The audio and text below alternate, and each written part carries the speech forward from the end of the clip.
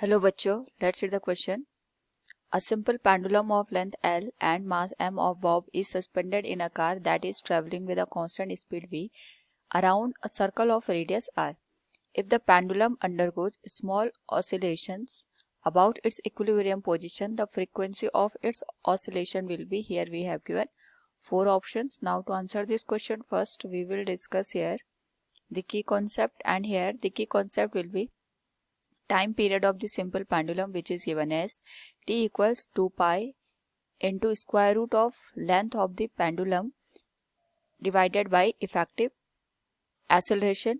Now यहाँ पे according to the question हमारे पास एक सिंपल पेंडुलम है जिसकी लेंथ L और इसका जो बॉब यहाँ पे यूज किया उसका मास m है.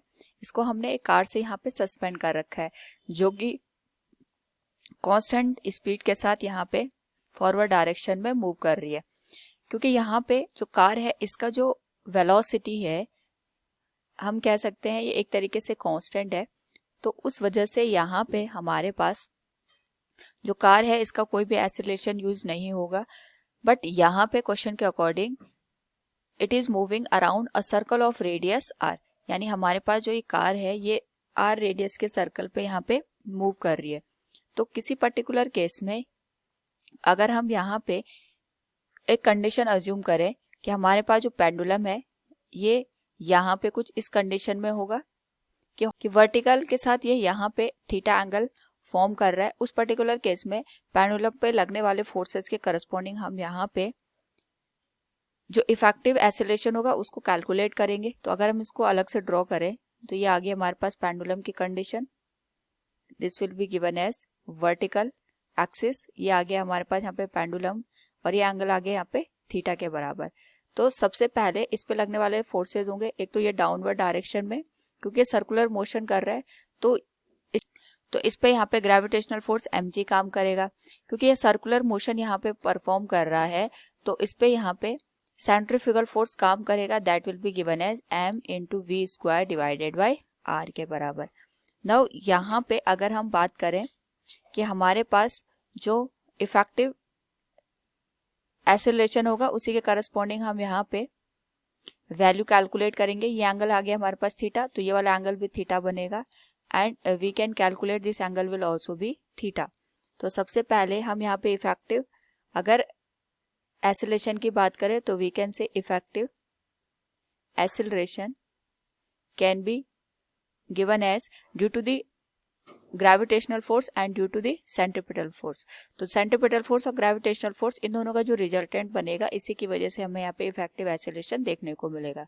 सो we can say it will be effective acceleration can be given as square root of, यहाँ पे हमारे पास जो एक्सीलरेशन ग्रेविटेशनल फोर्स की वजह से उसकी वैल्यू g के बराबर है, so it will B g square plus जो एक्सीलरेशन हमारे पास सेंट्रीपिटल फोर्स की वजह से है वो आएगा v square divided by r के बराबर. So we can write it will be v square divided by r का होल स्क्वायर. तो यहाँ पे हमारे पास जो इफेक्टिव एक्सीलरेशन की वैल्यू है ये बन जाएगी square root of g square plus v raised to power 4 divided by r square. This will be equation number first. तो इसके करस्पॉन्डिंग अगर हम यहाँ पे टाइम पीरियड की वैल्यू कैलकुलेट करें तो ये आ जाएगा 2 pi into square root of L divided by effective acceleration which is given as square root of g square plus v raised to power 4 divided by r square. क्योंकि हमें यहाँ पे फ्रीक्वेंसी पूछी गई है तो frequency is reciprocal of the time period, तो ये आ जाएगा 1/2 pi into square root of g square plus v raised to power 4 divided by r raised to power 2 and this whole value will be divided by L. This will be the frequency for this particular case. So from the given question we can say here the frequency of its oscillation will be 1/2 pi into the square root of g square plus v raised to power 4 divided by r raised to power 2 whole raised to power 1/2, या फिर हम इसको square root के term में represent कर सकते हैं and it will be divided by L. Option C will be the right answer. Hope all you understood it. Thank you and best of luck.